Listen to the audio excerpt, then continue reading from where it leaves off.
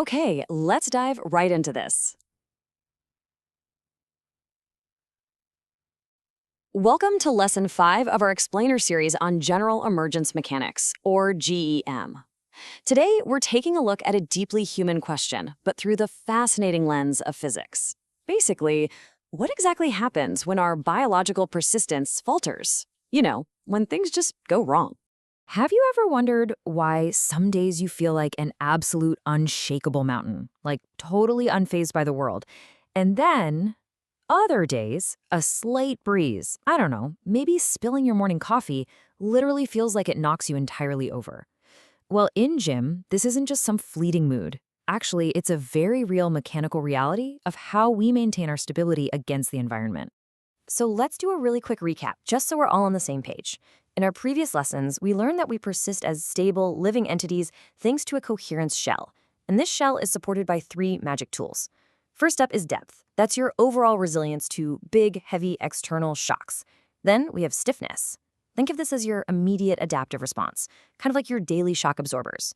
And finally, viscosity, which dictates your recovery time. Together, these 3 tools keep you balanced. But what happens when one of them fails? Section 1, when depth drops low.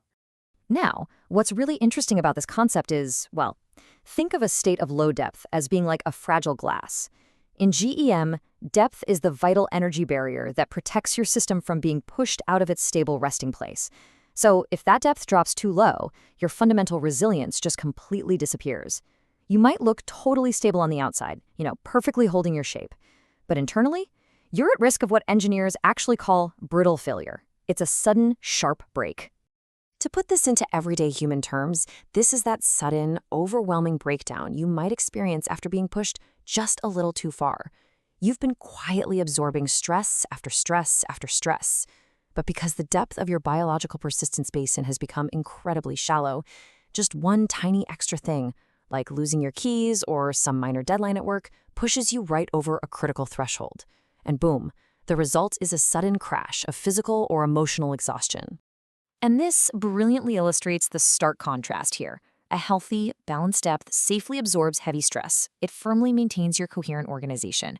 But low depths, well, it's a bit of a trickster. It gives you this illusion of stability right up until a perfectly ordinary, moderate stressor hits, causing a sudden, irreversible snap. You literally go from seemingly fine to completely overwhelmed in a single instant. Section 2, the wobble of low stiffness. We affectionately call this state the wobbly tower. So stiffness acts as your immediate shock absorber against the world. Without it, your biological shell loses its instant buffering capacity. It becomes, well, wildly reactive.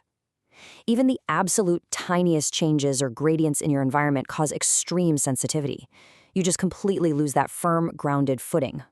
Translating this wobbly reactivity into real life, low stiffness is that person who seems to catch absolutely every single cold that goes around the office, no matter what they do.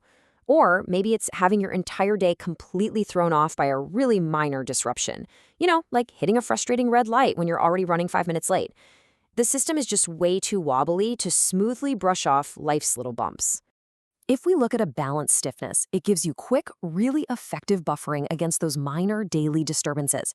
It keeps your biological baseline nice and steady and calm, letting you smoothly glide through the day. Low stiffness, on the other hand, produces massive distortions from very small stressors. You completely lose that quiet baseline, and suddenly every little wave feels like a tsunami. Moving on to Section 3, stuck in a high viscosity. So, viscosity is really all about relaxation time, how quickly you return to normal. Think of high viscosity as the stuck wheel. When viscosity gets too high, your recovery stretches out painfully long.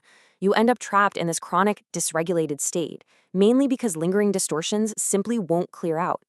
The disturbance just stays trapped in the system way, way long after it should have faded.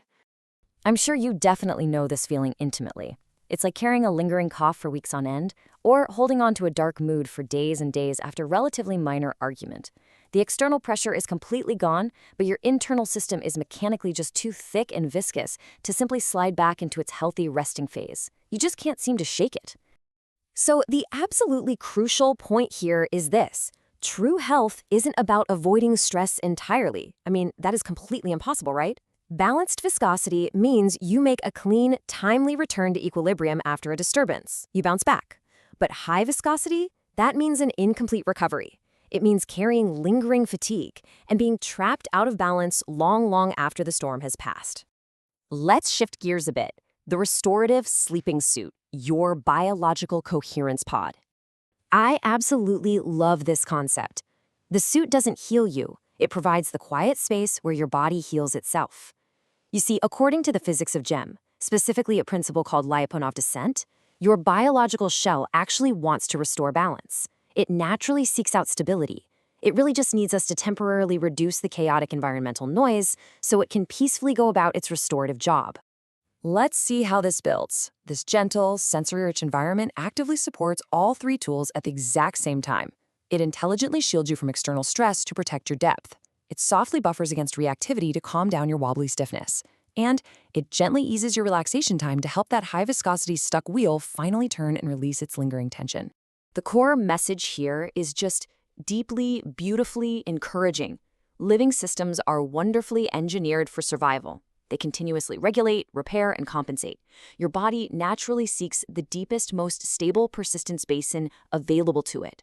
So even when things get wildly out of balance, often all it takes are small, quiet nudges in a low-noise environment to drastically improve our overall coherence and well-being. Which leaves us with a totally fascinating and empowering question. Even without a highly engineered restorative suit, how can we actively improve our own persistence in our daily lives? Now that we actually know the mechanical secrets of our stability, how do we master them for ourselves? Well, we are going to answer exactly that in Lesson 6. Thank you so much for learning with me today, and I'll see you in the next explainer.